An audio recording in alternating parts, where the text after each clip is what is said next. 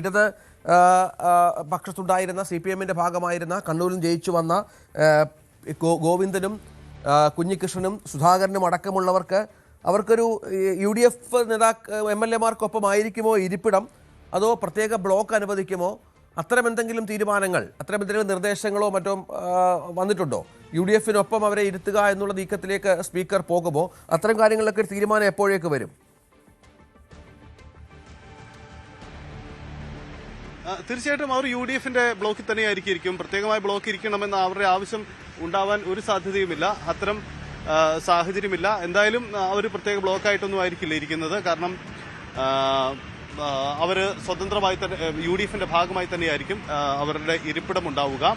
മറ്റ് പ്രത്യേകതകളൊന്നുമില്ല. പക്ഷേ BJP അംഗങ്ങളുടെ ഇരിപ്പിടം ഇത്തവണത്തെ കൗതുകമുള്ള ഒരു കാര്യമായിരിക്കും. അവർ ഏത് ഭാഗത്തായിരിക്കുക എന്നുള്ളത്. ഒപ്പം BJP-യുടെ കക്ഷി നേതാവ് ആരായിരിക്കുമെന്ന പ്രത്യേകതയുമുണ്ട്. അത് രാജീവ് ചന്ദ്രശേഖർ ആയിരിക്കുമോ, V. മുരളീധരൻ ആകുമോ എന്ന കൗതുകം കൂടിയുണ്ട്. അത് സ്വാഭാവികമായും സഭാ സമ്മേളനത്തിൽ ഉണ്ടാകും.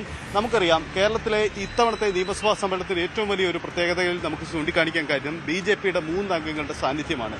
ഇതുവരെ ഉണ്ടായത് O. രാജഗോപാൽ എന്നൊരു അംഗമാണ് ഉണ്ടായത്. അദ്ദേഹം ഒറ്റയംഗമായി വന്ന് സഭാ സമ്മേളനങ്ങളിൽ പങ്കെടുത്തു മടങ്ങുന്നു. ഇതാണ് നമ്മൾ കണ്ടിരുന്നത്. പക്ഷേ ഇനി അതല്ല, കൂടുതൽ രാഷ്ട്രീയ തന്ത്രങ്ങൾ മെനഞ്ഞ് കൂടുതൽ ബദൽ രാഷ്ട്രീയ നീക്കങ്ങൾ നടത്തി, അതായത് ഭരണപക്ഷത്തിനെതിരെ കൂടുതൽ ബദൽ രാഷ്ട്രീയ നീക്കങ്ങൾ നടത്തുന്ന BJP ക്യാമ്പിലും കൂടി അതിന്റെ പ്രത്യേകതകളുണ്ട്. അപ്പം അതും കൂടി ഇത്തവണത്തെ സഭാ സമ്മേളനത്തിന്റെ കൗതുകമായി മാറും. കിരൺ ബാബു കൂടി എനിക്കൊപ്പുണ്ട്. കിരൺ, ഇത്തവണ നിയമസഭ ചേരുമ്പോഴുള്ള ഒരു കൗതുകം, ഇടത് വലത് ചേരി അതെപ്പോഴും സഭയിൽ നമ്മൾ കണ്ടിട്ടുണ്ട്. പക്ഷെ അതിനപ്പുറം BJP-യുടെ 3 അംഗങ്ങളുണ്ട്. 3 അംഗങ്ങളും പ്രഗത്ഭരാണ്.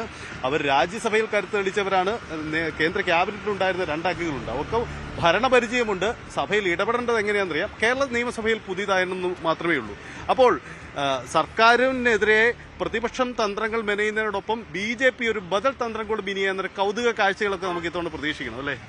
സൈത്തെ, തീർച്ചയായും അത് പ്രതീക്ഷിക്കണം. കാരണം നേരത്തെ O. രാജഗോപാലായിരുന്നു MLA ആയി വന്നത്. O. രാജഗോപാലിന്റെ ഒരു സ്വഭാവം നമുക്കെല്ലാം അറിയാം. അദ്ദേഹം ഈ മാന്യതയുടെ ഒരു രൂപമാണ്. അദ്ദേഹം അങ്ങനെ ഒരു 2 മിനിറ്റ് പ്രസംഗിക്കാൻ കൊടുത്താൽ കൃത്യം 2 മിനിറ്റിൽ നിർത്തുന്ന അന്നത്തെ ഏക MLA O. രാജഗോപാലായിരുന്നു. മറ്റാരായാലും 2 മിനിറ്റ് കൊടുത്താൽ മിനിമം 5 മിനിറ്റ് 7 മിനിറ്റ് വേറെ അവർ സംസാരിച്ച് നിർത്തുന്നവരെ നീട്ടിക്കൊണ്ട് പോവുകയൊക്കെ ചെയ്യും. പക്ഷെ രാജഗോപാൽ അങ്ങനെ ആയിരുന്നില്ല. അദ്ദേഹത്തിന് എത്ര സമയം കൊടുക്കുന്നു ആ വിഷയത്തിൽ അത്രയും സമയം മാത്രം പറയുക. പക്ഷെ ഇപ്പോൾ ഇതിനകത്ത് നിൽക്കുന്ന 3 പേരിൽ 2 പേർ മുൻ കേന്ദ്രമന്ത്രിമാരാണ്. രാജീവ് ചന്ദ്രശേഖർ ആയാലും V. മുരളീധരനായാലും നന്നായി രാഷ്ട്രീയം, V. മുരളീധരൻ പ്രത്യേകിച്ച് നന്നായി രാഷ്ട്രീയം എങ്ങനെ കൈകാര്യം ചെയ്യണമെന്ന് അറിയാവുന്ന ആളാണ്. ഒരു പരിധിവരെ രാജീവ് ചന്ദ്രശേഖരന് ഭാഷാപരമായ മലയാളത്തിന്റെ പരിമിതികളുണ്ടെങ്കിൽ അതിനെയൊക്കെ മറികടക്കാൻ കഴിയുന്ന ആളാണ് V. മുരളീധരൻ. അപ്പോൾ അവരുടെ ഇടപെടൽ ഒരേ സമയം പ്രതിപക്ഷത്തിനും ഭരണപക്ഷത്തിനും തലവേദനയാവും. പ്രതിപക്ഷത്ത് ഏതെങ്കിലും ഒരു വിഷയത്തിൽ നിലപാടെടുക്കാൻ അല്പം വൈകിയാൽ, അല്ലെങ്കിൽ നിയമസഭയിൽ പെട്ടെന്നെടുക്കുന്ന നിലപാടിൽ ചില വീഴ്ചകളൊക്കെ വന്നു കഴിഞ്ഞാൽ ആ സമയം കൃത്യമായി മുതലാക്കാൻ അറിയാവുന്നവർ തന്നെയാണ്. ഈ 2 കൂട്ടർക്കും പ്രധാനപ്പെട്ട വിഷയം, ഇടതുപക്ഷത്തിന് UDF-ന്റെ ഭാഗത്തുനിന്ന് ഒരു ചെറിയ പരാജയം സംഭവിച്ചാൽ പോലും വേണമെങ്കിൽ സഹിക്കാം, മറിച്ച് UDF-ന് സഹിക്കാം. പക്ഷേ BJP-യുടെ ഭാഗത്തു നിന്നാണ് ഇവരുടെ മേലൊരു വിജയം ഉണ്ടാകുന്നതെങ്കിൽ അത് ഭരണപക്ഷത്തിനും പ്രതിപക്ഷത്തിനും ഒരുപോലെ തന്നെ പ്രയാസമേറിയതാണ്. അതൊരു വലിയ കനത്ത വെല്ലുവിളി തന്നെയാണ്. ഏത് വിഷയത്തിലും സംസാരിക്കുമ്പോൾ അവർ കൂടി ഇവിടെ ഉണ്ട്. അവരെ കുറച്ചുപേരേ ഉള്ളൂ. അവർക്ക് എപ്പം വേണമെങ്കിലും സ്കോർ ചെയ്യാം. ആ അവസരം കാത്തിരിക്കേണ്ട, ജാഗ്രതയോട് കൂടി ഇരിക്കേണ്ട ഒരു വലിയ സംഭവം കൂടിയാണ്. ഈ ഭരണപക്ഷം വരുന്ന സഭയിൽ കൊണ്ടുവരുന്ന ചില വിഷയങ്ങളെ പ്രതിപക്ഷം എതിർക്കുക, പ്രതിപക്ഷത്തിന്റെ അടിയന്തര പ്രമേയം ഉണ്ടാവുക, ഇറങ്ങിപ്പോക്കുണ്ടാവുക, ബഹളമുണ്ടാവുക, ഇതൊക്കെ നമ്മൾ നിയമസഭയുടെ പതിവ് കാഴ്ചകളാണ്. ഈ രാജഗോപാൽ MLA ആയിരുന്നപ്പോൾ അദ്ദേഹം പൊതുവിൽ പ്രതിപക്ഷ നിലപാടിനോട് ചേർന്ന് അദ്ദേഹം ഒരു വാക്കൌട്ട് നടത്തുക, ഇതാണ് നമ്മൾ കണ്ടിരുന്നത്. അപ്പൊ ഈ 3 പേരുള്ളപ്പം BJP-ക്ക് ഒരു സെപ്പറേറ്റ് സ്ട്രാറ്റജി മേക്കിംഗ് ഒരുപക്ഷെ സഭയിൽ സാധ്യമാണ്. അപ്പോൾ വേണമെങ്കിൽ ചില കേസുകളിൽ അവർക്ക് പ്രതിപക്ഷത്തിനൊപ്പം നിൽക്കാം, അതല്ലെങ്കിൽ സർക്കാരിന് ചില കേസുകളിൽ അവരുടെ വിയോജിപ്പ് പറഞ്ഞ് സർക്കാരിനൊപ്പം നിൽക്കാം. ഇങ്ങനെയുള്ള കൗതുകങ്ങളൊക്കെ ഈ സഭാ സമ്മേളനങ്ങൾ ഇനി അങ്ങോട്ട് കാണേണ്ടി വരും, അല്ലേ? അതാണ് ഏറ്റവും പ്രധാനം. ഇനി പ്രതിപക്ഷവും BJP ഒരുമിച്ച് ഒരു വിഷയത്തിൽ വാക്കൌട്ട് നടത്തിയാൽ സ്വാഭാവികമായും ഭരണപക്ഷ നിര, കോൺഗ്രസ് നിര ഉന്നയിക്കാൻ പോകുന്നത് BJP-യും CPM-ഉം ഒന്നിച്ചു എന്നുള്ള ഒരു വലിയ ആക്ഷേപമായിരിക്കും. പക്ഷെ ഒരു വിഷയത്തിൽ 2 പേർക്കും സർക്കാരിനെതിരായ സ്റ്റാൻഡ്, പ്രതിപക്ഷത്തിരിക്കുമ്പോൾ എപ്പോഴും ഒരുമിച്ച് സ്റ്റാൻഡ് എടുക്കേണ്ടി വരും. ആ പ്രതിപക്ഷ നിരയിലെ 2 കക്ഷികൾ, യോജിക്കാൻ കഴിയാത്ത 2 കക്ഷികൾ യോജിച്ച് ഒരു സ്റ്റാൻഡ് എടുക്കുന്നു എന്ന് പറയുന്നത് ആ വിഷയത്തിന്റെ മെറിറ്റിനപ്പുറം അതിന്റെ രാഷ്ട്രീയത്തിലേക്ക് കൊണ്ടുപോകാൻ പറ്റും. മറിച്ച് ഇനി അവർ ഇറങ്ങി പോകുന്നില്ല എന്ന് തീരുമാനിക്കാം. അപ്പോൾ സ്വാഭാവികമായിട്ട് പ്രതിപക്ഷം ഉന്നയിക്കാൻ പോകുന്ന പ്രധാനപ്പെട്ട വിഷയത്തിന്റെ മെറിറ്റിനപ്പുറം ഭരണപക്ഷത്തിനൊപ്പം BJP ചേരുന്നു, അല്ലെങ്കിൽ BJPയുമായി അവർ ധാരണയിലാണ് പോകുന്നത്.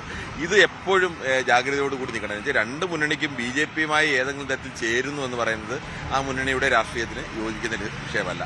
BJP വളരെ തന്ത്രപൂർവ്വമായ നിലപാട് സ്വീകരിക്കാൻ അറിയാവുന്ന ആളുകളാണ്.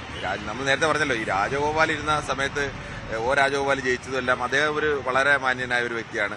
സഭയിൽ ഒരു വാക്ക് പറയുന്നത് പോലും അഗ്രസീവായി അദ്ദേഹം പറയില്ല. അദ്ദേഹം സഭയിൽ എങ്ങനെ പറയണം എന്ന രീതിയിൽ ഒരു മാന്യതയുടെ രൂപത്തിലേക്കാണ്. പക്ഷെ പലപ്പോഴും ഇടപെടൽ നടത്തുന്നത് അങ്ങനെയല്ല. സഭയിലിടയ്ക്ക് ചിലപ്പോൾ ബഹളം വെക്കേണ്ടി വരും, ചിലപ്പോൾ അഗ്രസീവായി സംസാരിക്കേണ്ടി വരും, ചിലപ്പോൾ കുറിക്കൊള്ളുന്ന പോലെ ഒരാളുടെ പ്രസംഗം നിൽക്കുമ്പോൾ ഇടയ്ക്ക് കയറി നിൽക്കേണ്ടിയൊക്കെ വരും. അപ്പോൾ അത്തരം കാര്യങ്ങളിലൊക്കെ അദ്ദേഹത്തിന്റെ വേറെ രീതിയായിരുന്നു. പക്ഷേ ഇപ്പോൾ വി മുരളീധരനായാലും രാജീവ് ചന്ദ്രശേഖരൻ, ഗോപകുമാറായാലും ആ ഒരു രീതി സ്വീകരിക്കണമെന്നില്ല. പ്രത്യേകിച്ച് 3 പേരുണ്ട്, അവർക്ക് ആലോചിച്ച് തീരുമാനമെടുക്കാം. അപ്പോൾ അത് എപ്പോഴും നിർണായകം തന്നെയായിരിക്കും.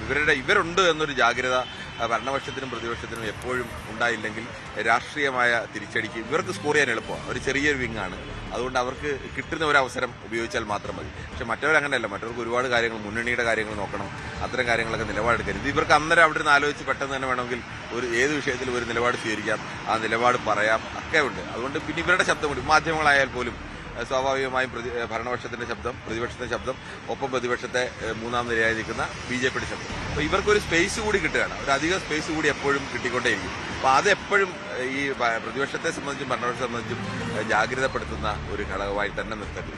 അതാണ് സാഹചര്യം. എന്തായാലും കൗതുകങ്ങൾ വേറെ നിരവധിയുണ്ട്.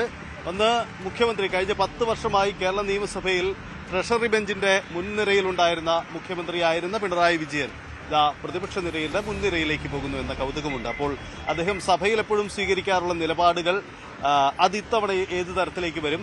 നമുക്കറിയാം, മുഖ്യമന്ത്രി ഏറ്റുനിൽക്കുന്നു, പ്രതിപക്ഷ നേതാവ് ഏറ്റുനിന്ന് മറുവാദങ്ങൾ ഉയർത്തുന്നു. ഇങ്ങനെയൊക്കെയുള്ള അങ്ങോട്ടും ഇങ്ങോട്ടും പോരടിക്കുന്ന 2 മുഖങ്ങളായിരുന്നു പിണറായി വിജയനും VD സതീശനും. കഴിഞ്ഞ 5 വർഷം നമ്മൾ കണ്ടതാണ്. ഇത്തവണ നേരെ അത് ട്വിസ്റ്റ് ചെയ്യപ്പെടുന്നു എന്ന കൗതുകം കൂടിയുണ്ട്. അപ്പോൾ ആ കൗതുകത്തിൽ എന്ത് നിലപാടെടുക്കുമെന്ന് പ്രതിപക്ഷ ഈ മുഖ്യമന്ത്രി പിണറായി വിജയൻ സഭയിൽ കാര്യമായി സംസാരിക്കാറില്ല എന്ന പഴികണ്ട്. ഇത്തവണ പിണറായിക്കുള്ളിൽ ഉള്ള വെല്ലുവിളി വളരെ വളരെ അഗ്രസീവായി ഇരുന്നേ പറ്റുള്ളൂ. കാരണം ദുർബലമായ ഒരു പ്രതിപക്ഷ നിരയിൽ മുന്നിൽ നിന്ന് നയിക്കുക എന്നൊരു ദൗത്യമാണ് അദ്ദേഹത്തിനുള്ളത്. പിണറായി വിജയനിൽ നിന്ന് ആ തരത്തിലുള്ള ഒരു അഗ്രസീവ്നെസ് നമുക്ക് കരുതണോ? അവിടെയാണ് ഏറ്റവും പ്രധാനപ്പെട്ട ഒരു വിഷയം വരുന്നത്. പിണറായി വിജയൻ നേരത്തെ വൈദ്യമന്ത്രിയായി സഭയിലുണ്ടായിരുന്നു. അദ്ദേഹം അതിനുശേഷം പാർട്ടി സെക്രട്ടറിയായി പോയി. അതിനുശേഷം അദ്ദേഹം അങ്ങനെ സഭയിൽ കാര്യമായ ഒരു ഇടപെടൽ നടത്തുകയോ സഭയിൽ അങ്ങനെ വരികയോ ഒന്നും ചെയ്തിട്ടില്ല. അപ്പോൾ കഴിഞ്ഞ തവണ എം വി ഗോവിന്ദൻ പാർട്ടി സെക്രട്ടറിയായി പോയ ശേഷം അങ്ങനെ സഭയിൽ വരികയും അങ്ങനെ സ്ഥിരമായ ഒരു ഇടപെടൽ നടത്തുകയോ ഒന്നും ഉണ്ടായിട്ടില്ല. പിന്നീട് പിണറായി വിജയൻ വരുന്നത് മുഖ്യമന്ത്രിയായിട്ടാണ്. പിണറായി വിജയന്റെ മുഖം നോക്കി പ്രതികരിക്കാൻ അറിയാവുന്ന ഒരു വലിയ സേന നിൽക്കുകയാണ്. പിണറായി വിജയൻ ഒരു അഹിതമായിട്ടൊരു വാക്ക് അല്ലെങ്കിൽ മുഖം ഒന്ന് കടുപ്പിച്ചാൽ ചാടി എണീക്കാനായിട്ട് ഇങ്ങനെ പടയാളികൾ പോലെ ആളുകൾ ഇങ്ങനെ നിരന്ന് നിൽക്കുകയാണ്. അപ്പോൾ ആ സമയത്ത് ഒക്കെ ഇപ്പോൾ അങ്ങനെയല്ല. ഇപ്പോഴത്തെ വിഷയം പിണറായി വിജയൻ്റെ ഒരു വിഷയം, ഇപ്പുറത്ത് ഈ കോൺഗ്രസിന്റെ യുവനിരയാണ്. അവർ വല്ലാതെ ട്രോളുന്ന ആളുകൾ കൂടിയാണ്. പിണറായി വിജയന് നേരെ ട്രോളുകൾ വന്നു കഴിഞ്ഞാൽ, അദ്ദേഹത്തിന് ഇപ്പോൾ പേരെടുത്ത് വിളിച്ചതിൻ്റെ ഒരു ആക്ഷേപം വന്നു കഴിഞ്ഞാൽ, പണ്ടൊക്കെ അദ്ദേഹം 1ാം ഘട്ട മുഖ്യമന്ത്രിയായിരുന്ന സമയത്ത് അദ്ദേഹം കുറെ കൂടി സമയത്തൊക്കെ പാലിച്ച് ചിരിച്ചുകൊണ്ടൊക്കെ നിൽക്കായിരുന്നു. പക്ഷേ നമുക്കറിയാം അദ്ദേഹത്തിന്റെ രീതി അങ്ങനെയാണ്. അദ്ദേഹം പെട്ടെന്ന് അഗ്രസീവായി പ്രതികരിക്കുന്ന ആളാണ്. പക്ഷേ അഗ്രസീവായി പ്രതികരിക്കാൻ നിൽക്കുമ്പോൾ സ്വാഭാവികമായും ഇവർ പിണറായി വിജയനെ എങ്ങനെ പ്രകോപിപ്പിക്കാം, അത് ഈ ഭരണപക്ഷ നിരയിൽ ഒരു വലിയ ആ ചെറുപ്പക്കാരുടെ അജണ്ടയായിട്ട് തന്നെ എടുക്കും. അപ്പോൾ ഈ വിഷയത്തിന് ശ്രദ്ധ മാറ്റാൻ ഏറ്റവും നല്ലത് പിണറായി വിജയനെ പ്രകോപിപ്പിക്കലാണ്. അപ്പോൾ ഈ പ്രകോപനത്തെ അതിജീവിച്ച് അദ്ദേഹത്തിന് എങ്ങനെ ഇവർക്ക് മറുപടി നൽകാൻ കഴിയും? അദ്ദേഹത്തിന് മറുപടി നൽകാൻ അറിയുന്ന ആളാണ്. നന്നായി ഏത് വിഷയം കേട്ടാലും രാഷ്ട്രീയമായി പ്രതികരിക്കാൻ അറിയുന്ന ആളാണ്. കുറിക്കൊള്ളുന്ന രീതിയിൽ ചരിത്രമടക്കം ഉദ്ധരിച്ചുകൊണ്ട് മറുപടിയൊക്കെ കൊടുക്കാൻ അറിയാവുന്ന ആളാണ്. പക്ഷേ ചെറിയൊരു വിഷയം, അദ്ദേഹം പെട്ടെന്ന് അഗ്രസീവായി പോകുന്ന ഒരു സ്വഭാവം അദ്ദേഹത്തിനുണ്ട്. ചില സമയത്ത് അദ്ദേഹത്തിന് വ്യക്തിപരമായിട്ടൊക്കെ ആക്രമണം വന്നാൽ, അദ്ദേഹം തെറ്റാണെന്ന് വിശ്വസിക്കുന്ന ഒരു കാര്യത്തിൽ ഒരു ആക്രമണം വന്നു കഴിഞ്ഞാൽ അദ്ദേഹത്തിന്റെ പിടി ചിലപ്പോൾ അല്പം വിട്ടുപോകാനൊക്കെ സാധ്യതയുണ്ട്. അത് നമ്മൾ ഈ ഭരണത്തിന്റെ അവസാന ഘട്ടത്തിലൊക്കെ കണ്ട്, ഈ ഒരു ഒരാൾ ബഹളം വെച്ചപ്പോഴാണ് വീട്ടിൽ പോയി ചോദിക്കുമെന്ന് പറഞ്ഞത് നമ്മൾ കണ്ടത് ഒരു ഇൻസ്റ്റന്റ് ആയിട്ടുണ്ടായ ഒരു പ്രതികരണമാണ്. അത് സ്വാഭാവികമായിട്ട് ആർക്കും ഉണ്ടാകാവുന്ന ഒരു പ്രതികരണമാണ്. പക്ഷെ അത് വ്യാഖ്യാനിക്കപ്പെട്ടത് മറ്റു പലതരത്തിലാണ്. ഇത്തരം ഒരു വ്യാഖ്യാനിക്കപ്പെടുന്ന ഒരു സമൂഹത്തിൽ നിൽക്കുമ്പോൾ അതിനനുസരിച്ച് പിണറായി വിജയൻ എങ്ങനെ മാറാൻ കഴിയും എന്നുള്ളത് വളരെ ഗൗരവമുള്ള ഒരു ചോദ്യം തന്നെയാണ്. ശൈലി മാറുമോ പിണറായി വിജയന്റേത് എന്നതുകൂടിയാണ് ഈ നിയമസഭ ഉത്തരം പറയേണ്ടത്. കാരണം ശൈലി മാറ്റം പ്രകടമായി എന്നതൊക്കെയാണ് സമൂഹ മാധ്യമങ്ങളിലൊക്കെ കഴിഞ്ഞ ദിവസങ്ങളിൽ വരുന്നത്. കാരണം കഴിഞ്ഞ ദിവസം ഇന്നലെ കണ്ണൂരിലെ ഒരു മൈക്ക് പണിമുടക്കിയപ്പോൾ അദ്ദേഹത്തിന് ഇരിക്കുന്ന ഒരു പൊതുവേദിയിൽ അദ്ദേഹത്തിന്റെ ഇരിപ്പിടത്തിന് ചില ബുദ്ധിമുട്ടുകൾ വന്നപ്പോഴും അദ്ദേഹം അതിന്റെ പരിഭവം പറഞ്ഞെങ്കിലും ചില ലിമിറ്റഡ് വേർഡ്സ് ഉപയോഗിച്ചുകൊണ്ടാണ് അദ്ദേഹത്തിന്റെ പരിഭവം പറച്ചിലുണ്ടായത്. അപ്പം അങ്ങനെയുള്ള ചില കൗതുകങ്ങൾ ശൈലി മാറ്റം ഉണ്ടാകുമോ? വളരെ ബുദ്ധിമുട്ടാണ്. കാരണം ഇതുവരെ ശീലിച്ച ശൈലിയിൽ നിന്നും മാറി ചുരുങ്ങിയത് 10 വർഷത്തെ ആ ശൈലിയിൽ നിന്നൊരു ട്വിസ്റ്റ് വരുത്തേണ്ടി വരും, ആ തരത്തിൽ വരുത്തേണ്ടി വരും. പക്ഷേ പിണറായി വിജയൻ നമുക്കറിയാം വളരെ രാഷ്ട്രീയ പരിചയമുള്ള ആളാണ്. മുമ്പ് MLA ആയും നിയമസഭയിൽ വന്ന് വളരെ ശക്തമായ നിലപാടുകൾ എടുത്തിട്ടുള്ള വ്യക്തിയാണ്. പോലീസ് മർദ്ദനമേറ്റ ഷർട്ടുമായി വന്ന്, രക്തം പുരണ്ട ഷർട്ടുമായി വന്ന് നിയമസഭയുടെ രേഖകളിലടക്കം ഇപ്പോഴും ചരിത്ര ലിപികളിൽ എഴുതപ്പെട്ട വാക്കുകൾ എന്നൊക്കെ പറയാം, ആ രീതിയിലുള്ള പ്രകടനമൊക്കെ നടത്തിയിട്ടുള്ള വ്യക്തിയാണ്. പിന്നീട് മന്ത്രിയായിട്ട് വന്നു, മുഖ്യമന്ത്രിയായിട്ട് വന്നു, ഇതിപ്പോൾ പ്രതിപക്ഷ നേതാവും വരുന്നു. അപ്പോൾ ശൈലി മാറ്റം എങ്ങനെ ഉണ്ടാകും നമുക്ക് കാത്തിരുന്ന് കാണേണ്ടതുണ്ട്. ആ തരത്തിലുള്ള നിരവധി കൗതുകങ്ങൾ കൂടിയാണ് ഇത്തവണത്തെ സഭാ സമ്മേളനം ഇനി അങ്ങോട്ടേക്ക് ഉണ്ടാവാൻ പോകുന്നത്. എന്താണ് പ്രതിപക്ഷ നിരയുടെ രാഷ്ട്രീയ ദൗത്യം, അവരെങ്ങനെ നിർവഹിക്കും? എന്തായാലും തുടക്കത്തിൽ സർക്കാരുമായി ചേർന്ന് പോകുന്ന ഒരു ശൈലി തന്നെയാണ് ഉണ്ടാവുന്നത്. അതിനപ്പുറമുള്ള മാറ്റങ്ങളൊന്നും ഉണ്ടാവില്ല. ആദ്യ സഭാ സമ്മേളനത്തിൽ ഏറ്റുമുട്ടലൊന്നും നമുക്ക് പ്രതീക്ഷിക്കേണ്ട സാഹചര്യങ്ങളൊന്നും ഇല്ലെന്ന് കരുതാം. നമുക്ക് ദൃശ്യങ്ങൾ കാണുന്നത് പോലെ ആളുകളൊക്കെ ഈ സഭാ സമ്മേളനത്തിലേക്ക് ഇങ്ങോട്ടേക്ക് വന്നുകൊണ്ടിരിക്കുകയാണ്. ഒരുപക്ഷെ MLA-മാരുടെ ബന്ധുക്കളൊക്കെ ആവാനാണ് സാധ്യത. അവരൊക്കെ ആ തരത്തിൽ കൂടി വരുന്നു. എവിടുന്നാണ്? കൂടുതൽ വാർത്തകൾക്ക് News 18 Keralam YouTube channel subscribe ചെയ്യുക.